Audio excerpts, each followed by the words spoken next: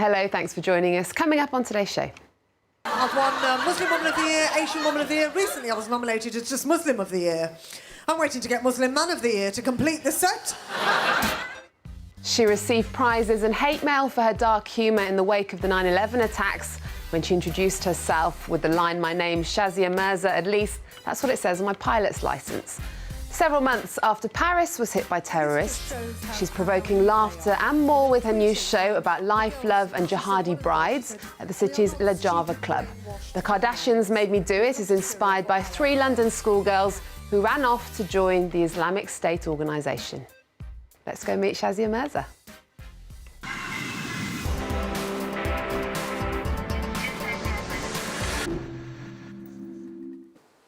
Shazia, hello, welcome back to the show. It's been a few years. Yeah. Now, back in November, 130 people were killed in terrorist attacks here in Paris. Is this a suitable topic for a comedy, the Islamic State group, do you think? And is this the right time now to do it? Well, obviously, I don't agree with what happened. I don't support it. I don't endorse it, as do any normal, peace-loving, liberal, normal Muslim people. We don't endorse what happened. We don't agree with it. I actually wrote this show in August of last year, and I did it at the Edinburgh Festival in August as a work in progress.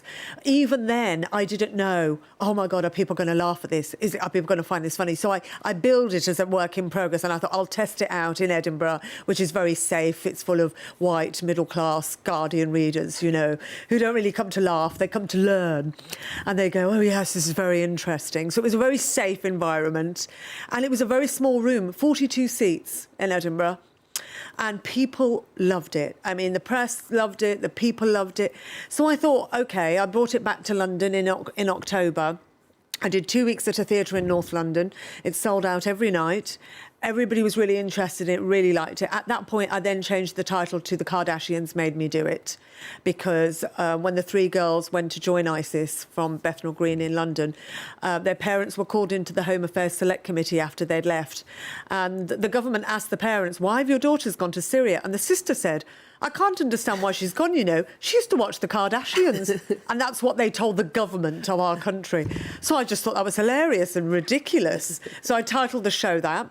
I did the 2 weeks. And then just on the 5th of February this year, so just a couple of weeks ago, I started my tour. So I've only done 5 dates.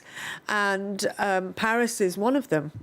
And I was apprehensive about coming. I thought, oh, my God, this is the right time. People are going to find this funny. But I've been to Paris so many times over the years. I've performed at Le Java, Hotel du Nord, over the years. And the French have got a really great sense of humour and laughing in the face of adversity. And Carol, who organises the gig, said, oh, you must come. This is exactly the time you should be coming. I totally understand that. But the Java, it is down the road from where one of the bars was targeted. I mean, what about, do you have concerns about safety? This could happen anytime, anywhere, any place, you know, and it is just a part of life now, and it mustn't stop us getting on with our lives and enjoying ourselves, because then otherwise they will have got what they wanted. They don't want us to enjoy ourselves. They don't want us to have a good laugh. And what better way to get through this than to laugh at them? Which is what my show is about, is I'm laughing at the ridiculousness of them. OK, well, let's take a look at a clip from the show. The Kardashians Made Me Do It. No, I said to my friend Matthew that I was thinking of becoming a jihadi bride. You know, I said, I'm thinking of becoming a jihadi bride. It's a joke, you know, obviously. They wouldn't have me. They're not looking for an in-house comedian. I'm 30 years too old, and when it's hot, I get my ankles out for the lads. I said, look, I'm thinking of becoming a jihadi bride. And he said, oh, has your mum not found you anyone then? So that was from your show, The Kardashians Made Me Do It. 3 London teenagers made the headlines last year when they ran off to join the Islamic group organisation in Syria. There are lots of theories about why young Muslims are being radicalised. You have your own. You've actually described the fighters as the One Direction of Islam. I mean, tell us about your explanation for the girls. Well, leaving. that's what my show's about, is that I say, look, I mean, these guys are barbaric. The ISIS men, as barbaric as they are, you have to admit, they are hot. The men are, they're hot. I mean, they're macho, they're hairy. I mean, they've got guns. I mean, it's exciting. And you're 15 years old, your hormones are going wild. You see these hairy men on TV. And women have always liked bad boys, haven't they? They have always, Pamela Anderson and Tommy Lee. You know, Rihanna and Chris Brown. This is Punch and Judy. I mean, it's nothing new that women like this type of man.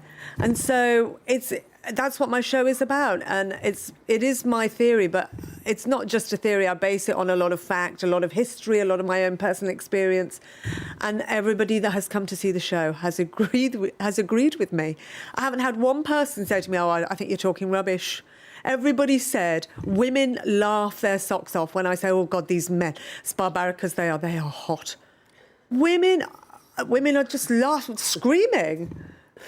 Well, this is a subject that's captivating lots of people. There's a play at the moment called Jihad about 3 young Muslims from Brussels running off to join the Islamic State group in Syria. It was first performed a year ago and was only supposed to run for 5 performances, but it's been seen by 45,000 people. Let's have a listen to the playwright and the director now.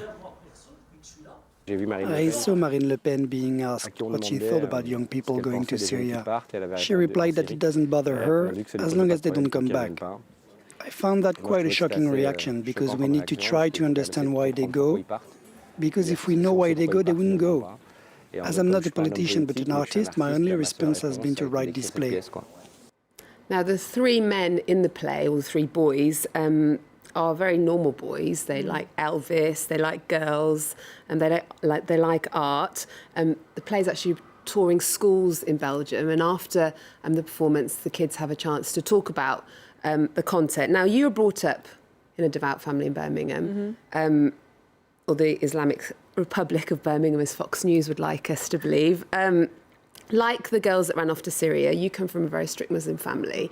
Do you think if the Islamic group organisation were around at the time, you would have known people who would have been tempted to run off, boys or girls? Well, I do talk about this in my show, and like this man very intelligently just said, he's not a politician, he's an artist, and it's the same with my comedy. You know, I present a view. I'm not endorsing a way of life. I'm not saying to people, you've got to believe what I believe, or you must think the way I think. I'm presenting a piece of comedy. People are going to have a right old laugh, and it's up to you to decide how you feel about this or what you think about this. You'll probably end up having more questions after you've been to see my show, but at least you'll think maybe differently.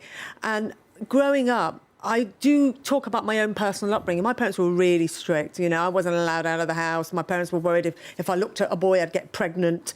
That still hasn't happened. And they were really worried. But it was a different time then.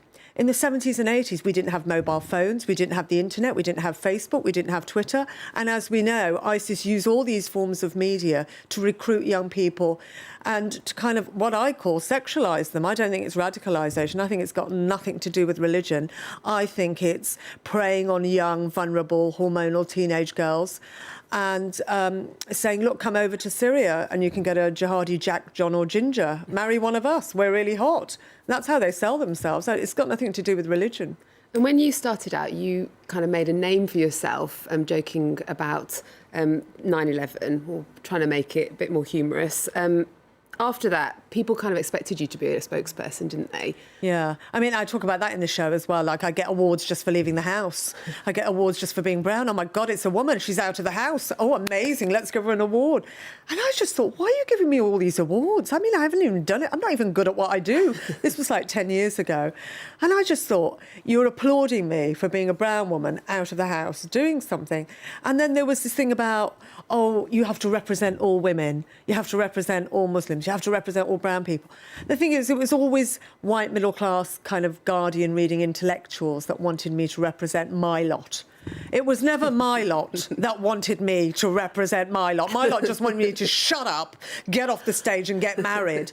So I just thought it was bizarre that people wanted me to represent anyone. And did it make you back away a little bit from political material? Oh, God. I mean, it totally... I just thought, right, they want me to talk about this. I'm not qualified to talk about it. I don't want to talk about it. I'm not developed enough as a comedian to talk about it.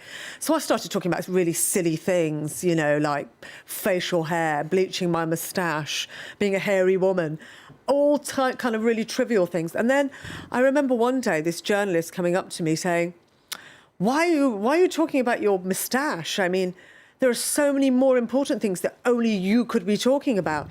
What a waste of a good Muslim. That's what he said to me. And I was thinking, God, I'm not that good. And I just, the pressure of that made me just back off. I just thought, right, why do you want me to do this? And I felt in the past I was being pressured to talk about stuff. And I wasn't really passionate about it. I wasn't developed enough as a comic. And now I feel that in the first time in 11 years, I'm doing a show that I actually want to do. I really want to do this show. It's really what I think. Okay, well, I'm looking forward to seeing it. Shazia, thank you so much for coming and speaking to us here on France 24. And Shazia Mirza will be performing The Kardashians Made Me Do It at Le Java in Paris on Wednesday, the 24th of February. And we're going to leave you with one of Shazia's previous shows performed in London called Cuckoo Land. Remember our website. We're also on Twitter and Facebook. There's more news coming up on France 24 after this.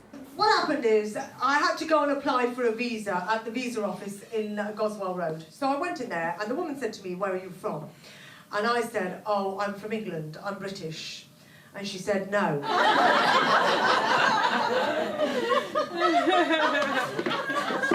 said, no, I'm British. She said, no, you're not. Where are your parents from? I said, oh, they're from Pakistan. She went, oh, yes, oh, so you're Pakistani? And I said, no, I'm British. I love misery.